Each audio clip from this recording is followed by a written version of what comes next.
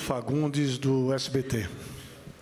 Bom dia, presidente. Bom dia a todos. Presidente, minha pergunta é sobre as sanções dos Estados Unidos, prometidas pelos Estados Unidos contra o ministro Alexandre de Moraes. O senhor criticou a postura dos Estados Unidos no último fim de semana, mas minha pergunta é a seguinte: o governo prepara uma resposta política se essas medidas forem concretizadas? O governo tem tido esse contato com o ministro Moraes? É da intenção do governo se posicionar de uma forma mais concreta se essas medidas, então, vierem à tona? Olha, eu não conversei com o ministro Mauro Vieira porque ele foi, sabe, na frente para tentar organizar minha chegada em Paris. Mas eu vou dizer para você o que eu penso, tá? E o que eu pensava vai ser a decisão do governo. Primeiro, é inadmissível que um presidente de qualquer país do mundo dê palpite sobre a decisão da Suprema Corte de um outro país. Se você concorda ou você não concorda, silencie. Porque não é correto você dar palpite. Não é correto você ficar julgando as pessoas. Eu já tive o meu passaporte suspenso nos Estados Unidos. Eu já tive o passaporte suspenso. Sabe? Eu acho que os Estados Unidos precisam apenas compreender que respeito à integridade das instituições de outros países é muito importante. É muito importante, porque nós achamos, sabe, que num país não pode ficar se intrometendo na vida do outro, querendo punir um outro país, isso não tem cabimento. Então, a minha oposição na questão do comércio, na taxação que foi feita com relação ao Brasil, a orientação que nós demos é o seguinte: primeiro, nós vamos tentar gastar todo o tempo possível negociando. O ministro Alckmin e o ministro Mauro Vieira já fizeram várias reuniões. Segundo, se não houver um acordo, nós vamos entrar na Organização Mundial do Comércio ou vamos fazer, sabe, uma decisão de ter uma reciprocidade. É isso que vai acontecer. Tá? Eu acho que o mundo tem regras civilizatórias para a convivência entre os países. O multilateralismo foi uma das coisas mais extraordinárias criadas depois da Segunda Guerra Mundial. E é importante a gente respeitar. E como eu gosto de respeitar, eu gosto de ser respeitado. Tá? Então, por enquanto, o que nós temos é fala de pessoas, sabe? Mas pode ficar certo que o Brasil vai defender não só o seu ministro, mas defender a Suprema Corte. O que é lamentável é que um deputado brasileiro, filho do ex-presidente, está lá a convocar os Estados Unidos para se meter na política interna do Brasil. É isso que é grave. É isso que é uma prática terrorista. É isso que é uma prática antipatriótica. Um cidadão que é deputado renuncia ao seu mandato, pede licença ao seu mandato, para ir ficar tentando lamber as botas do Trump e de assessor do Trump, pedindo intervenção na política brasileira. Então não é possível aceitar isso. É só ler a entrevista na Veja que vocês vão saber de quem que eu estou falando. Isso sim é de respeito ao Brasil. Isso sim é provocação. Esse cidadão pensava isso da Suprema Corte quando mentia a meu respeito? Ele pensava, vocês conhecem alguma fala dele, sabe, questionando a Suprema Corte? Não. O pai dele, quando nega a justiça eleitoral, não nega os votos que seu filho receberam, só nega o dele. Não nega o voto dos senadores que foram eleitos, só nega o dele. Então é preciso que haja um mínimo de bom senso. Se essa gente pensa que vai ganhar a consciência da sociedade com mentira, é um ledo engano. Eu tenho dito publicamente, ou seja, nós temos consciência de que a verdade precisa vencer na sua disputa política, para que a gente não esteja vendo acontecer o que está acontecendo nesse país, o que está acontecendo em outros países. A convivência democrática é a única coisa saudável para que a sociedade possa viver em paz. E isso exige que a gente respeite as decisões. Eu, muitas vezes, prejudicado na Suprema Corte, eu dizia: a gente não comenta a decisão da Suprema Corte. Tomou a decisão, eu só posso recorrer para Deus. Eu recorri para a ONU, ganhei, mas a Suprema Corte não aceitou. Vou fazer o quê? Eu não vou ficar brigando com a Suprema Corte. Então, se tem um juiz que não faz o que eu quero, sabe, esse cidadão foi indicado pelo presidente da República e indicado e referendado pelo Senado. E todos merecem respeito. Eu não quero saber se foi Dilma, se foi Bolsonaro, se foi Temer, se foi Sarney, se foi Fernando Henrique Cardoso, se foi Lula que indicou. Se ele indicou e passou nas instâncias que tem que passar, ele tem que ser respeitado. Só isso. Tayane Mello, Band News. Bom dia, presidente. O senhor estava comentando sobre a questão do INSS, das fraudes, que as fraudes começaram no governo passado e tudo mais, mas levando em conta as investigações e que associações ligadas ao PT, ao Partido dos Trabalhadores, foram citadas, com TAG, Sindinap também, que o irmão do senhor é vice-presidente, inclusive. O que o senhor acha de, depois do pente fino que for passado, que o Ministério da Previdência já falou, inclusive, que essas associações elas continuem atuando por meio, né, do INSS, fazendo esse vínculo entre beneficiários e essas associações? O que o senhor pensa a respeito disso, desse trabalho das associações continuar depois de todos esses escândalos? Olha, os pagamentos que eu sei foram suspensos para todas as entidades. O que eu sei é que nós vamos agir diferente, sempre partindo dos pressupostos que todo mundo merece a presunção da inocência. O que nós estamos dando é um tempo das pessoas provarem se estão certas ou erradas. E as investigações continuam. Essas pessoas serão punidas. A hora que encontrar os chefes, vai ser preso, vai ter que ter um processo. Não é o presidente da República que manda prender, é a justiça que manda prender, isso vai ter um processo. Mas nós estamos fazendo disso um exemplo de como deve agir um governo na averiguação de denúncia nesse país. Sabe, não terá brincadeira da nossa parte. A nossa preocupação, além de permitir que as instituições que têm que fiscalizar, fiscalizem, é permitir que o governo comece a tratar de ver o pagamento mais rápido possível das pessoas que foram lesadas. É por isso que nós estamos exigindo a prestação, sabe, de conta das entidades e estamos atendendo as pessoas que estão, sabe, pela internet, comunicando ao governo que não assinaram. Nós vamos com muita tranquilidade nisso e com muita calma para que a gente possa mostrar o respeito que a gente tem na apuração de denúncias contra qualquer que seja as pessoas desse país. Mas sobre as associações, o senhor acredita que elas devem continuar funcionando mesmo, né, fazendo esse trabalho mesmo depois do... Veja, se elas provarem que são inocentes, nós vamos ter que tomar uma decisão. Tem uma decisão que, na minha opinião, é o seguinte: a gente não deve fazer o desconto. Tá? Se as pessoas não mandarem documento provando, sabe, com A mais B, não tem por que liberar. Houve um erro, porque houve um afrouxamento no governo passado das regras.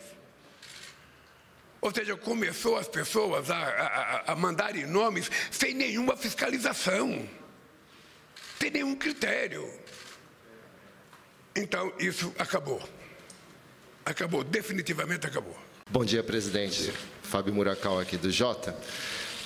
Na semana passada, a ministra Marina Silva foi massacrada no Congresso, né? No momento em que se discute lá umas novas normas de licenciamento ambiental que ela e ambientalistas chamam de pacote da destruição. Mas minha pergunta não é sobre a Marina. Minha pergunta é: o senhor concorda com essas regras do licenciamento? O senhor tende a vetar boa parte deles? E dois, o senhor não acha que regras tão frouxas para o licenciamento ambiental podem atrapalhar esse acordo com a União Europeia, uma vez que os agricultores europeus, especialmente os franceses, sempre usam essa questão ambiental para barrar a entrada de produtos brasileiros por lá? Olha, vamos responder essa pergunta em dois tempos. Primeiro, a companheira Marina Silva é uma companheira da mais extraordinária lealdade ao governo. É uma companheira que eu tenho 100% de confiança nela. É uma companheira que eu tenho certeza que tem 100% de confiança em mim. É uma companheira que tudo que ela faz, ela se propõe a discutir comigo, tudo. Quando terminou as agressões a ela no Senado, eu recebi um vídeo e eu liguei para ela, dando os parabéns por ela ter se retirado pelas ofensas que fizeram e pela grandeza da atitude dela, primeiro. A segunda coisa, com relação à demora, às vezes, e você há de convir que é normal que haja demora. Se você fosse ministro do Transporte, quando você tem o compromisso de fazer uma quantidade de obras e um dos fatores que está atrasando é a questão do IBAMA, obviamente que o ministro do Transporte fica discutindo com o IBAMA. Se é uma hidrelétrica, também o ministro vai ficar discutindo com o IBAMA. Nem se discute com a ministra no primeiro momento, nem se discute com a ministra, ou seja, você discute qual é. Nós reconhecemos que muitas vezes o IBAMA, só para você ter ideia, quando eu votei em janeiro de 2023, o IBAMA tinha 700 funcionários a menos do que tinha quando eu saí em 2010. 15 anos depois. Então, obviamente que, nós sabemos que muitas vezes a morosidade do IBAMA não é nem má fé. Muitas vezes é a falta da quantidade de especialistas e muitas vezes é a exigência, da capacitação técnica que as pessoas precisam para fazer as coisas. Se você não tem todas as pessoas que você precisa, demora mais. Eu sinceramente, veja, muitas vezes não sou chamado a esse debate porque as coisas ficam entre os ministros do meio ambiente, o ministro, da área. Mas a Marina é uma pessoa extraordinária e ela tem tudo. Não há coisa que a Marina faça que ela não venha discutir comigo. E tudo que é aprovado lá passa na minha mesa. Portanto, não há nenhum problema. Vai continuar sendo um motivo de atrito sempre. Já foi no primeiro mandato, no segundo mandato, no terceiro mandato, foi no governo do Fernando Henrique Cardoso, foi no governo do Sarney, foi no governo de todo mundo. Sempre haverá atrito, divergências entre as pessoas que concedem e as pessoas que que querem receber. Isso vale para crédito bancário, vale para liberação de orçamento, isso vale para qualquer área do governo, tem problema, porque se o IBAMA der uma autorização precipitada, quem vai para cima dele é o Ministério Público. Então, eles também têm preocupação, eles também têm muita responsabilidade. E é por isso que muitas vezes eles são muito exigentes. O que nós precisamos é ter paciência de que nada deixa de ser resolvido sentado numa mesa de negociação, conversando. E é isso que nós fazemos. Quando não tem solução, vem para a minha mesa e a gente decide. O senhor concorda com essas novas regras? Eu não conheço as regras. Eu não conheço as regras ainda. Isso vai chegar para mim analisar, já chegou, deve ter chegado já, na Casa Civil, depois vai chegar para mim. Quando chegar, eu vou te dizer se eu concordo ou não com as regras aprovadas. Tá? Edson Pérez, do portal R7. Bom dia, presidente. Eu queria saber um pouco sobre o IOF. O mercado teceu várias críticas a respeito do aumento anunciado pela Fazenda. Eu queria saber se o governo vai recuar, se sim, quais serão esses recuos e quais serão as medidas compensatórias para compensar essas ações novas que serão adotadas. Olha, eu acho que o Ministério da Fazenda está tentando fazer um reparo que foi um acontecimento do não cumprimento de uma decisão da Suprema Corte pelos companheiros senadores, que quando aprovaram a desoneração, sabiam que tinha uma decisão da Suprema Corte que era obrigado a haver a compensação e ficaram de apresentar a compensação. O Haddad, no afã de dar uma resposta logo à sociedade, apresentou uma proposta que ele elaborou na Fazenda. Ora, se houve uma reação de que tem outras possibilidades, nós estamos discutindo essas outras possibilidades. E só para vocês saberem, não é segredo para ninguém, a 1h vai ter um almoço na minha casa, com todas as pessoas que estão participando dessa discussão, para a gente saber se o acordo está feito ou não, para anunciar o que vai fazer a compensação, que o Brasil precisa ter para colocar a nossa contas fiscais em ordem. É isso que vai acontecer. Estamos discutindo com o Senado, com a Câmara. Eu sou favorável que antes da gente mandar qualquer medida para o Congresso Nacional, é importante que vocês saibam, eu sou favorável que não tem segredo. Antes de qualquer medida que a gente mande para o Congresso Nacional, nós temos que reunir aqui, sabe, as pessoas que são parceiros nisso. O presidente do Senado, o presidente da Câmara, os líderes dos partidos, são 12 líderes, sabe, que têm influência nas decisões. Então, por que não discutir com eles? Nós já fizemos uma reunião domingo à noite na minha casa, sabe? Marcamos reuniões ontem e hoje, e hoje vai terminar na minha casa com o almoço que eu vou oferecer para os nossos companheiros que estão elaborando a nova proposta. Agora vamos para Evelyn Paola, do Poder 360. Bom dia, presidente. Aqui. Presidente, o senhor disse recentemente que havia pedido ao presidente da China, Xi Jinping, que enviasse uma pessoa ao Brasil para a regulamentação das redes sociais. Eu queria saber qual tipo de conselho o senhor espera receber dessa pessoa, do emissário chinês, quando ela vier ao Brasil, sobre a regulamentação das redes sociais, em especial do TikTok, que foi um assunto da viagem ao senhor à China, quando o senhor fez recentemente. Olha, deixa eu lhe dizer uma coisa. Quem tem que conversar com comunicação está aqui desse lado. Quando eu for embora, ele responde a pergunta. Mas eu fiz questão de conversar com o presidente Xi Jinping sobre a necessidade da gente ter uma pessoa para discutir essa questão, sabe, do que se fazer na regulação e no tratamento dessas empresas de aplicativo.